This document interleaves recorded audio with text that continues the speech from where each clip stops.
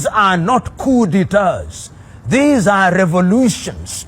They are revolutions because it has become obvious that those who are lackeys of France in the Sahelian region were manipulating the electoral process, were using institutions such as the judiciary for purposes of perpetuating the French agenda. And that these young men from the military came out and said, no, when the people cannot do it through traditional revolution, we are going to do it through the barrel of the gun and use the institution of the military to change the equation. And they have changed the equation. How have they changed the equation? First, they are saying we are cutting political ties with Paris. Secondly, we are cutting economic ties with Paris. We are getting out of any organization which is led by France. We are cutting off the situation that compels us to use currency that is printed in France.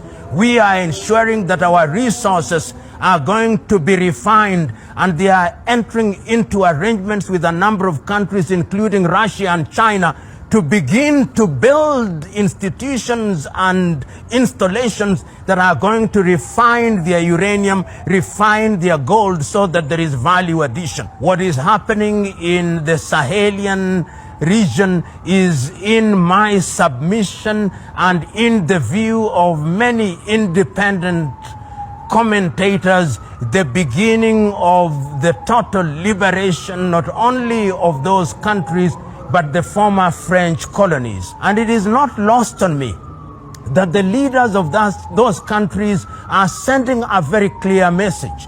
They are sending the message that any institution which makes the claim that is a Pan-African institution but is being controlled from outside will be defied. I remember that day, the day after the coup d'etat in Niger, and I remember the meetings that were held in Accra, Ghana, the meetings that were held in Abuja, Nigeria, the meetings that gave a 72-hour ultimatum to Niger and said, we are going to invade you, not in so many words, but we are not going to allow you. I remember the sanctions that were imposed upon Niger. And I remember all the three leaders, Traoré in Burkina, and I remember the new leaders in Niger. I remember the leaders in Mali saying, we are now entering into a military pact.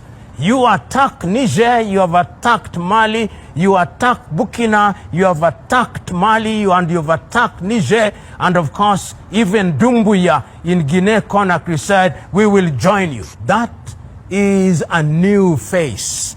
It is a face that was not contemplated, and the Sahelian revolution, because it is a revolution, is beginning to redefine how former French colonies are relating with France at the critical levels, including the area of trade, including control of their militaries, including control of their language. And it is not lost on me that in Mali, they have actually declared that French is no longer the national language. Bambara is now the national language. It is a clear statement that they are beginning to regain their independence, and they are doing it in a manner that was not anticipated and in a manner that was not contemplated.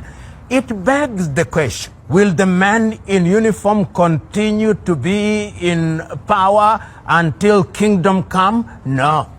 They have said in Burkina, they have said in Niger, they have said in Mali, they have said in Guinea-Conakry, we are midwives. We have come here for a short time to clean up the mess that has been with us. We have come here to clean up the mess that the French have always created. We have come here to ensure that the insurgency, which is sponsored by the French in Burkina Faso, which is sponsored by them in Mali, which is sponsored by them in Niger, which is sponsored by them in Guinea-Conakry, that this insurgency will eliminate it and will introduce a new system of governance which will allow the peoples of our country to participate in their governance without being controlled from Paris. They are saying that we have been puppets for too long. We are now regaining our independence, and this revolution is a revolution which is unique, is a revolution which is being defined and refined by young Africans whose agenda is the spirit of Pan-Africanism. The Sahelian revolution is a revolution which will change the continent of Africa and redefine Africa's relationship with the former colonizers. In order to understand the Sahel, we must go back to the year 1958, when Charles de Gaulle governed France. And when Charles de Gaulle and his administration took the decision that their former colonies would be granted independence, and asked that they vote no or yes. Yes, to mean that you would regain something called independence, but you would remain under France. No, to mean that the French would run away. Only two countries voted no: Algeria under Ahmed Ben Bella and Guinea under Ahmed Sékou Touré. The rest of the countries remained under the tutelage of France and have remained so, controlled politically and economically, including their currency, the CFA franc. So that recently, in the 21st century, when young men in the military took the decision that they would change things, it was something that shocked the French and shocked the world. Shocked the French because they said, we are now gaining our independence. What we had was not independence. And I listened so very keenly to Doumbouya in Guinea-Conakry. I listened very keenly to Aïta in Niger. I listened very keenly to Traoré in Burkina Faso. And their message was clear. There are those who said within ECOWAS that Mali must not, when we talked about Mali at that time, they said Mali must be expelled from ECOWAS. And they came and they warned that they were going to attack Mali, but the Malians said, no, we are going to protect our newly acquired independence. The same message came from Guinea, the same message came from Niger, the same message came from Burkina Faso, and there is now unanimity within the Sahel that the time is now to redefine their relationship with France particularly. Let us understand why that redefinition of relationship is important. It is important at two levels: at the political level and at the economic level. We start with Burkina Faso. Burkina Faso is a country that was formerly known as Upper Volta. When via coup d'etat, Thomas Isidore Sankara took power in 1983, he said we must rename our country. And he renamed the country Burkina Faso. And he renamed the people the Burkinabe, the country of upright men. And he said that the time has come that we must be totally liberated from France. France has controlled how we conduct our politics. France has controlled what we sell and what we buy. France controls our money. France controls our everything. And he redefined everything. And within 5 years, we now know that Thomas Sankara and Burkina Faso as a country were liberating themselves and were capable of feeding themselves. He said we must take charge of our gold, we must take charge of our uranium.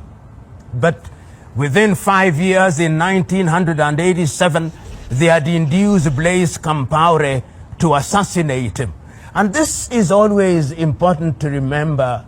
When Isidore Sankara was told that you are going to be assassinated and the possible assassin is Blaise Compaoré, he said, Blaise is my friend. If it is Blaise whom they have hired to kill me, then I will not survive. And he did not survive.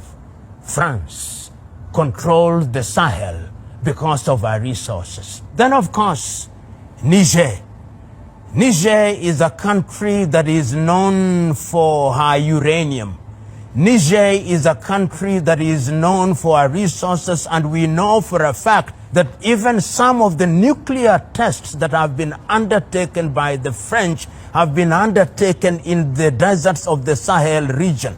We know that that particular area is rich in all manner of resources, and the Nigerians took the decision that we are going to change this. When the coup happened, one of the things that was most frustrating was that a decision was taken that Niger must be treated differently, and people don't understand why ECOWAS reacted in the manner that it did. It was uranium. It was the uranium that is not only used in France, but is used in different parts of the world for nuclear facilities. And Niger sits upon uranium that has value that is inestimable. And the idea to ensure that Niger was ostracized from the ECOWAS community was at the behest of the French. And it is important that the Sahelians have taken the vow that they are going to protect Niger. Outside of Niger, we are also aware that the Malian regime with Assimi Goïta, who is the current president, have taken the decision that they are going to ensure that Mali, even with the sponsored insurgency, is going to remain a country that is independent.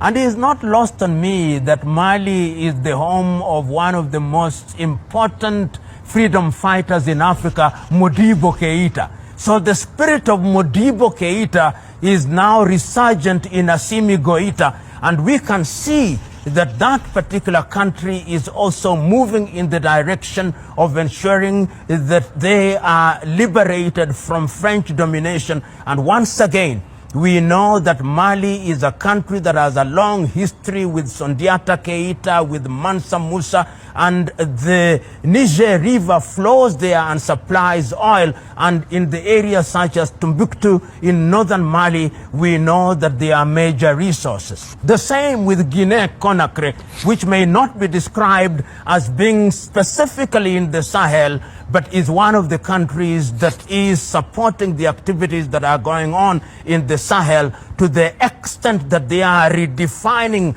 how Europe, particularly France, relates with Africa. Which begs the question, what is new in Sahel? What is happening in the Sahel that is new?